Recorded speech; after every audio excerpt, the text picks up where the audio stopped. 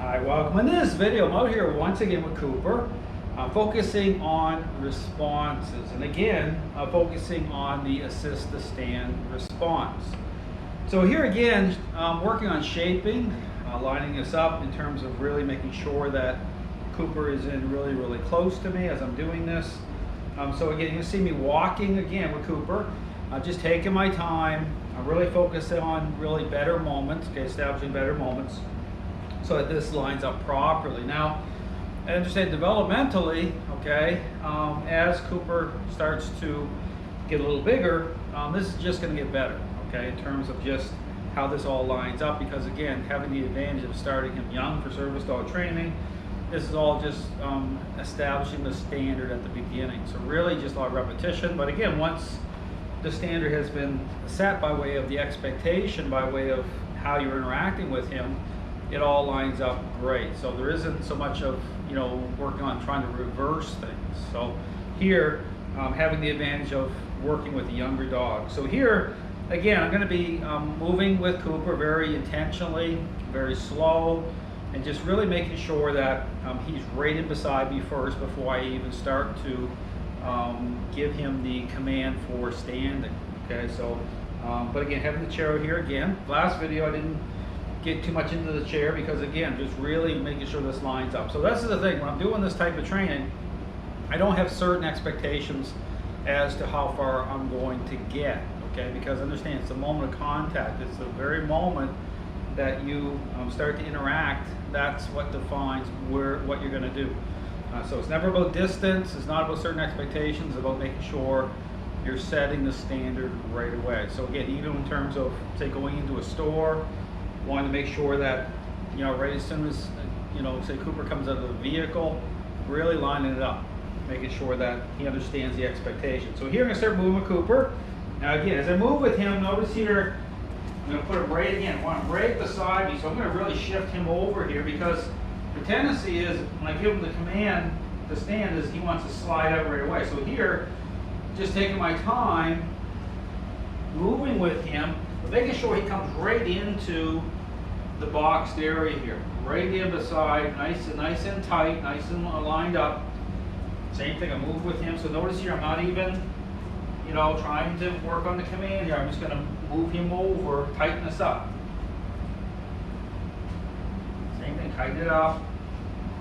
Now, always better too, when you're doing this type of a shaping, is to do it while the dog's already in motion. So that way I'm not trying just to kind of try to move him over when he's already sitting. So it's always better to kind of do this as the dog is already, just before they settle in. Just as they're still in motion, have your hand down. So right here, I have my hand right here. I'm already guiding him in. I already know that he's probably not going to line up on his own. But every time I do this, okay, it's starting to establish it so that I can transition into the stand command. So here, same thing, move forward, walk him a little bit.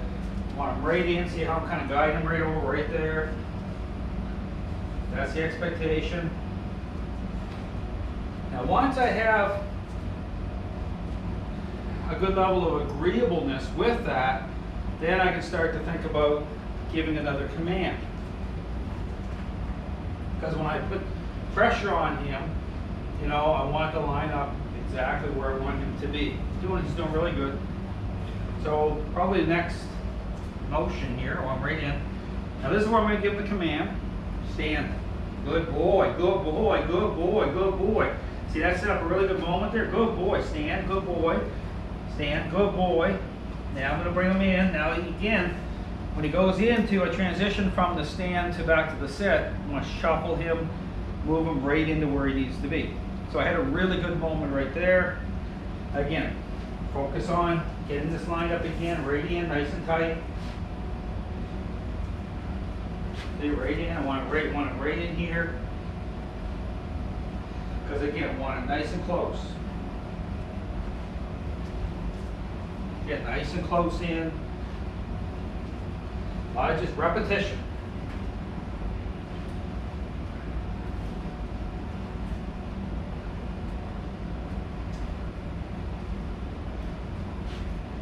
Stand. Good boy, good boy, good boy, good boy, good boy. Stand.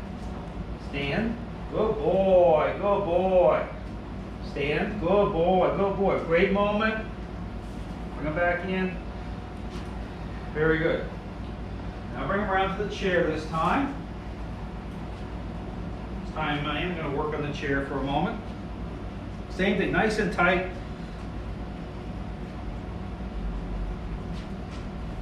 When it starts to come over there, same thing. This is a certain expectation. So, you know, this isn't about hangout time. This is about preparing him.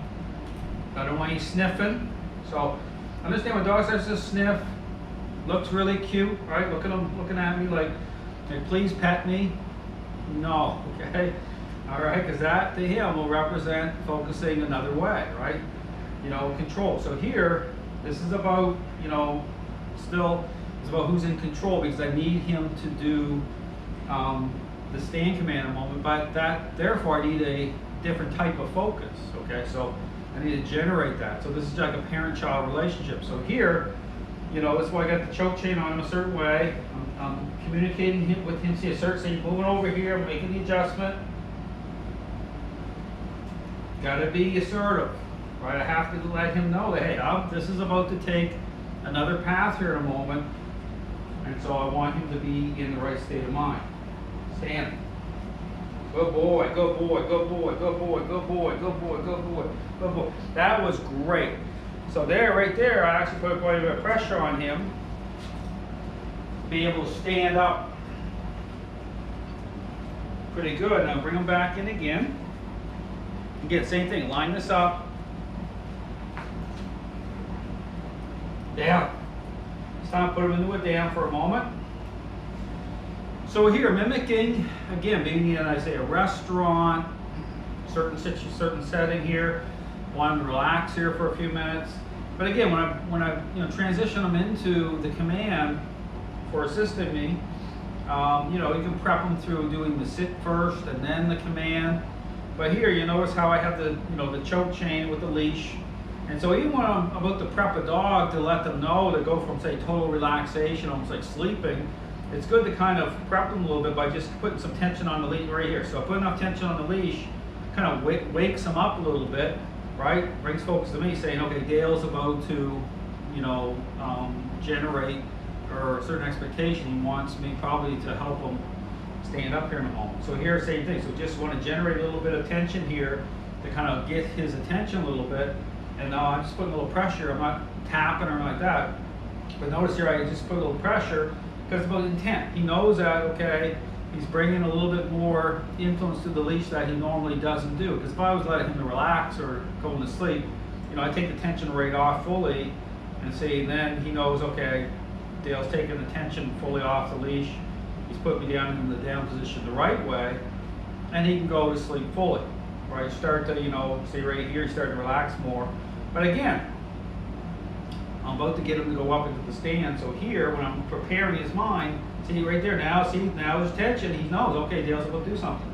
So it's all about how you're communicating through the leash. Understand, it's all about how the amount of tension at certain times to kind of prepare the way, prepare his mind. Now here I'm going to give him the command to stand. Stand.